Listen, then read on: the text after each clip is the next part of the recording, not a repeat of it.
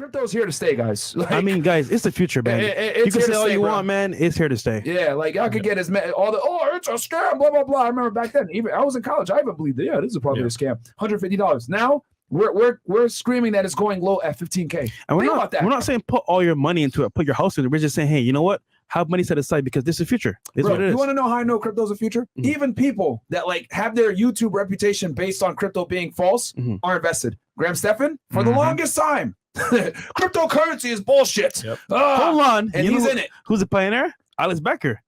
He hated crypto, man. Oh, I at didn't the even know. beginning. Oh, I But didn't now know. he's one of the biggest crypto advocates in the world. Yeah. Shout out to Alex Becker. Yeah. Shout out to him, man. Yeah, I didn't even know he hated crypto. You seen the light, man. Yeah, Yeah. I knew Graham Stephan did, but he bought in. So that should tell y'all something, bro. Yeah. That should tell you guys something. I didn't even know crypto was only $150 back in 2015. Even us, we just love real Or estate. Bitcoin was, yeah. We're real estate heads, but in crypto, have to. That's how so that's crazy because all the equity guys are flipping talking now about crypto. I mean, they're shitting on crypto because of the news and stuff, but then if you look at the equities market, it's equally taking as bad of a hit at the same time.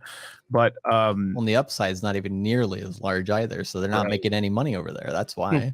yeah, I'm big on diversification, man. Like I told you guys before, like most of my money's in real estate. I'm a real estate investor, guys. You guys know this, but I'm not gonna sit here and tell y'all, oh, crypto's stupid. No, it's probably one of the best ways, one of the best opportunities to make money with relatively low investment. Man, you don't have to deal with tenants and toilets and all this other bullshit. You can literally buy it, hold it, watch it grow. Man, forget all of that. I've seen 18-year-olds, right, facts. with no Facts. type of like sense of world troubles or issues come to money from crypto, Facts. balling out, having Sipping here in lifestyle, Miami. fresh retiring has them seen it on- in person. Yeah, In person, and I'm you've like, seen it. This nigga's 18. It'll be 5 years to get to this point. Facts. So look, man, wealth transfer is real. Yeah. However, you have to be smart about how you move Yeah. and go to experts because, guys, you don't know everything. You're not that smart. Trust me when I say that. But experts that study it, they know what they're doing. So I still can't wrap my head around looking at that chart that Bitcoin was literally $150 in 2015. Yeah. And now people are freaking out if it hits 15K.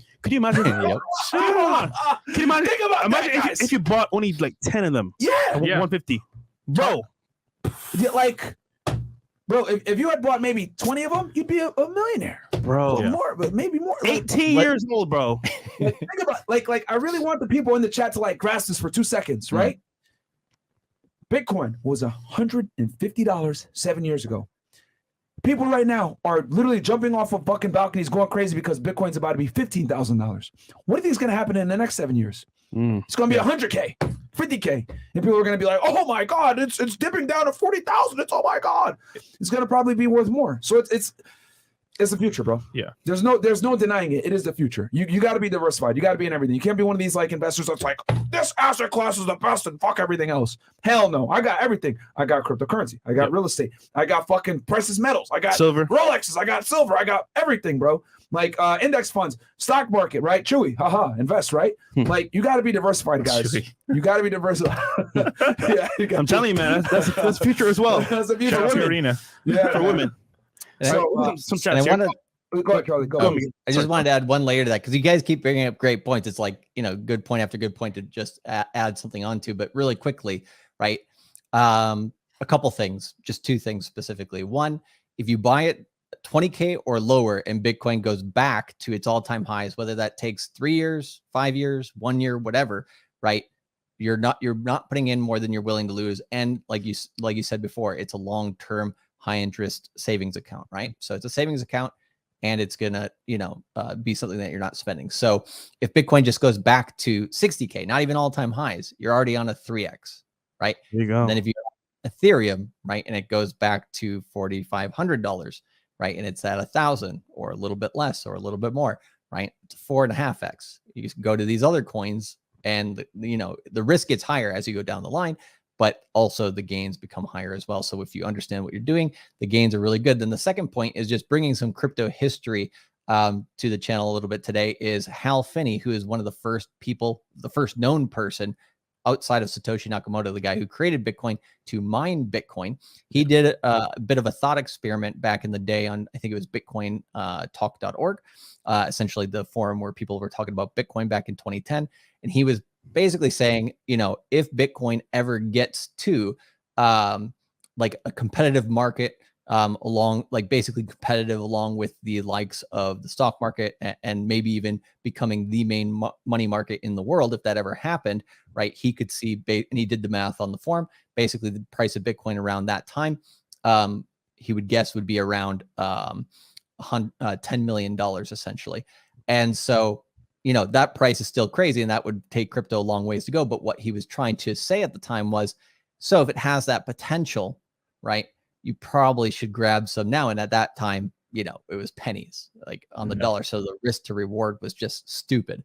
And still, with coins like Pulse Chain that are coming out here in the short while, right, those types of opportunities still exist of that just ridiculous outside potential, or that asymmetric reward that Miguel was saying before. So we are on top of these things, and we're getting you guys exposure to these. And everybody has different opinions on it. There's politics involved with it as well. But the main thing that we do in the course is we are coin agnostic, meaning that we like many different coins. We like making money first, and then, we don't need to marry these coins essentially. Definitely. And to tell you the truth, the gains in crypto are insane because, people say, okay, yeah, well, Hal Finney from 2009, he got lucky and he's the reason, he got that million X, 10,000X. I've gotten 10,000X. Mm-hmm. I've taken investments where $1 has turned to 10 to 20,000. A dollar. Like that's the kind of gains you can make, but you don't even need to make those kind of gains. You could over 5 years, you can make 40 times on your money. That 40 times on your capital can just change your entire life. Like for like just like Fresh was saying, right? If you're a normal guy, you're just dollar cost average, just putting a little money into the market. Most people are just stuck where they're at, right? They're trying to change their lives, but they need the capital. That I've seen tons of people have taken the crypto mindset courses, invest the money they've had, make multiples on that money, and then use that money as a stepping stone to change your entire life. Yeah. Get into real estate, start a business. I mean, that's one of the main things I'm an entrepreneur, and so is Charlie and stuff. And what we always push, don't quit your day job, but once you have the opportunity to build something better, do it. Yeah. We're red pill men. We're the red pill of finance. We want to free everybody, but at the same time, we are very pragmatic on telling people, hey, you got to make sure that you're saving some here in crypto, and then when the crypto starts going up, to take some money out and change your life up. Yeah.